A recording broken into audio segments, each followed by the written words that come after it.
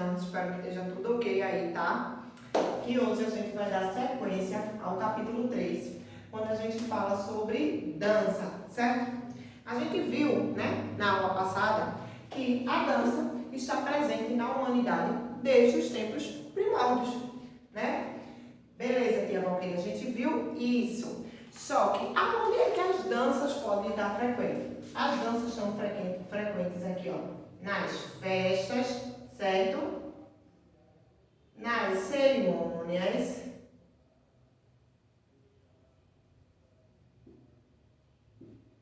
nos casamentos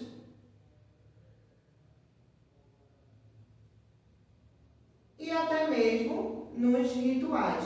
Que rituais são esses, dias? Nos rituais de passagem, tá? Quando uma pessoa falece. Nos rituais que os índios faziam, que a gente chama de dança da chuva, tá ok? Então a dança, ela tá presente nessas situações e podem ter até outra, que eu tenho certeza que se vocês estivessem em sala, teria dizendo, tem dança nisso, tem dança naquilo, tá? Olha só. Hoje a gente vai focar nos elementos formais da dança, tá? Vai, Guia, pelo amor de Deus, quem são os elementos formais da dança? Aqui, ó. Quem são os elementos formais da dança? O corpo, o espaço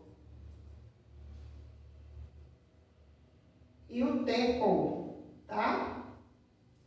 É esses seis que nós vamos ver hoje. Certo?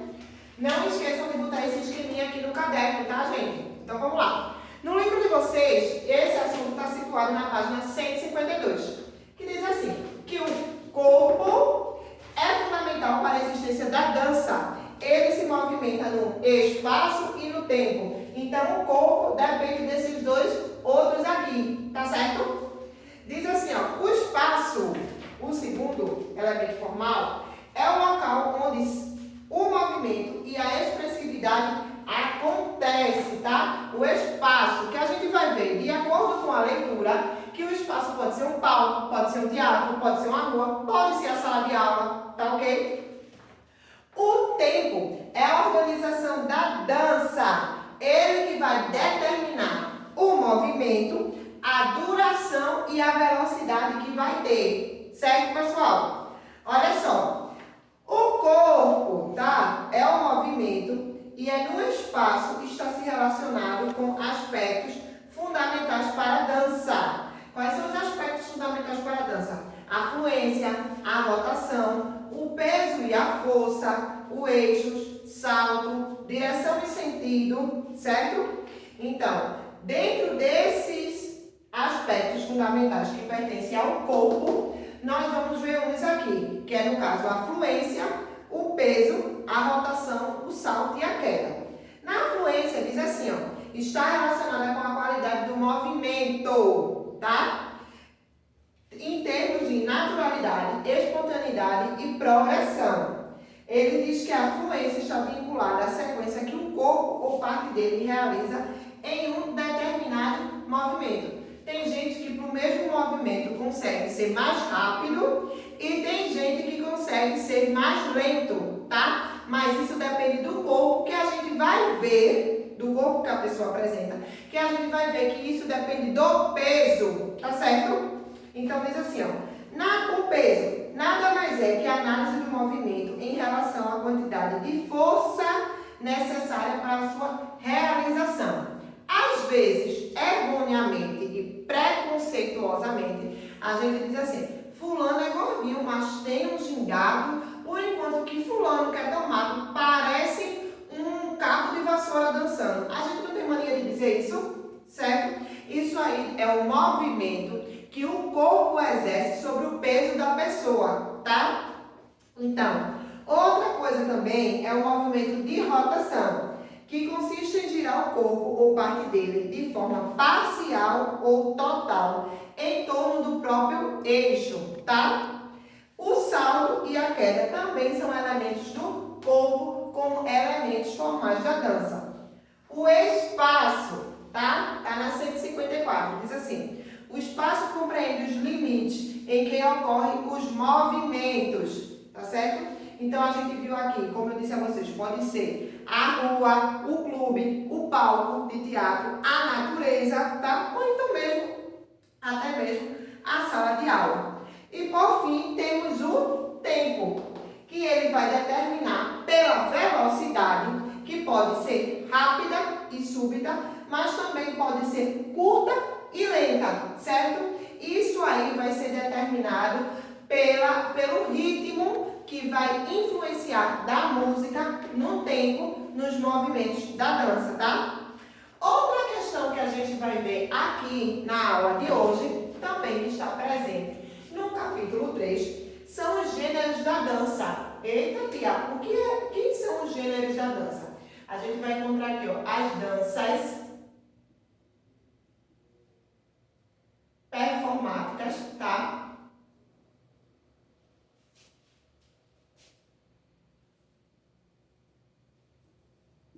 Que a gente vai estudar bem direitinho aí no livro. As danças participativas.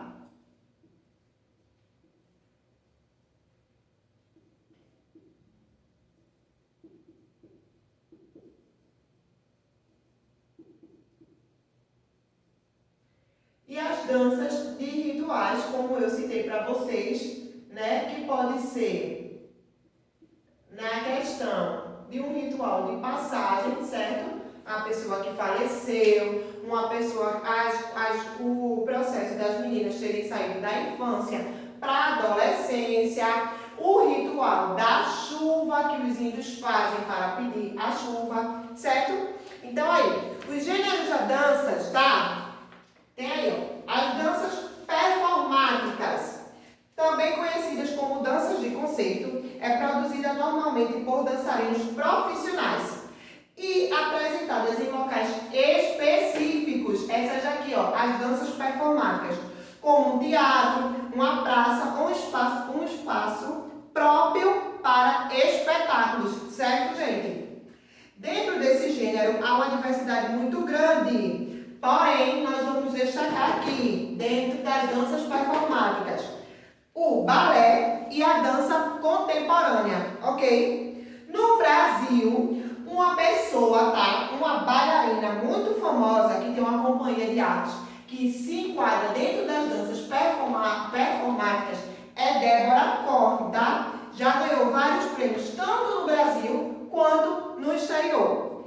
Dentro das danças performáticas, nós vamos ter as danças cerimoniais, tá? Que está na página 155, que diz assim: esse gênero é mais específico de determinadas culturas que utilizam a dança como instrumento de manifestação da religiosidade de seu povo. São danças comumente praticadas por comunicações específicas em um país ou em uma região, tá, gente? Então, esse daqui é um tipo, as danças cerimoniais é um tipo de danças performáticas, mas que são características de um povo ou de uma região, certo? As danças participativas, vamos lá. Do mesmo modo que as danças performáticas, envolvem grande variedade de gêneros, como folclóricas, circulares, do quadrado e as sociais. As mais tradicionais são as danças de salão, tá? Aí ele vem trazer as danças folclóricas dentro das danças participativas. Aí diz assim, ó, muitos aspectos da cultura de um povo são transmitidos de uma geração para outra, entre as quais estão os elementos tradicionais das danças, que fazem parte das manifestações envolvendo o corpo. Essas tradições apresentam características particulares de cada região, de modo que as danças folclóricas têm uma relação muito próxima com a vida da comunidade. Os grupos sociais em países, regiões ou locais específicos que apresentam traços culturais semelhantes tendem a ter, no campo da dança, gestos, posições, padrões rítmicos, características de movimentos, trajes e músicas que contribuem para formar sua identidade cultural. A expressão dança folclórica surgiu no século XVIII, com o objetivo de diferenciar as danças praticadas pelo povo daquela época, que eram executadas pelas classes altas, tá? Aí diz assim, ó, as danças folclóricas geralmente são praticadas em festividades locais, festividades de cunho tradicional, celebrações diversas e outros elementos comunitários. No Brasil, em virtude da diversidade cultural, há vários exemplos como frevo, maracatu, catira, caxambu, carimbó, tá? E nós vamos estudar mais adiante. Lembrando aqui que ele diz que são em festividades locais. Por exemplo, a quadrilha é um tipo de dança, certo? Presente aqui na região Nordeste. Muito dançada nessa época, que se não fosse a pandemia, teria várias apresentações de quadrilha pelos arraiais da cidade, ok?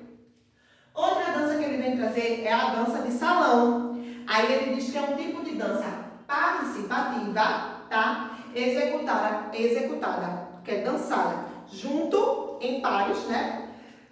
Em bares ou reuniões. Suas origens remontam da Idade Média, quando os membros da nobreza dançavam a dois nas festas que promoviam. Mas há nas danças de salão fortes influências folclóricas de danças populares que chegaram aos salões do nobre. Atualmente, temos como dança de salão tango, samba de gafieira, bolero, valsa, certo? E para terminar o capítulo 3, ele vem trazer aqui, ó, a escrita da dança, a coreografia, ok? Então ele diz assim, ó, a coreografia é a escrita da dança. Ela determina os tipos de movimentos utilizados pelos dançarinos, o deslocamento no espaço, o tempo de duração dos movimentos, entre outros fatores que envolvem a dança, arranjando as várias sequências e combinações de passos e poses que compõem a obra. O profissional que cria a coreografia é chamado de coreógrafo. É ele o autor ou compositor de uma dança, aquele que concebe sua organização artística. Aí diz que, principalmente nas danças performáticas, tá? Que tem um padrão a se seguir, mas também nas participativas, as coreografias são elementos fundamentais e têm estreita relação com a trilha musical, o figurino, a iluminação e o cenário, que tudo isso vai fazer a performance da dança. Aí ele diz, é muito comum entre os cantores de pop o uso de dança coreografada, tanto em videoclipes quanto em shows. Para isso, o coreógrafo do artista cria uma composição diferente para cada música. Uma coreografia muito famosa entre os fãs do pop é a música Seamless, da cantora Beyoncé, criada pelo coreógrafo Frank Jackson Jr. Um cantor que tanto ele produzia, tá? Quanto ele criava suas próprias coreografias, era o pop Michael Jackson, certo? Mas sempre também tinha um supervisor de dança junto com ele. Eu vou pedir para que vocês leiam essas páginas que eu trabalhei hoje, a leitura, né, dessas páginas, bem como vocês vão responder as páginas de atividade do capítulo, que eu vou deixar bem direitinho lá no plural, certo, gente? Beijos e até a próxima aula. Qualquer dúvida, me procurem. Lembrando, assim que fizerem as atividades, tirem foto ou do celular de vocês ou do celular dos responsáveis e mandem para mim para eu registrar a frequência, ok?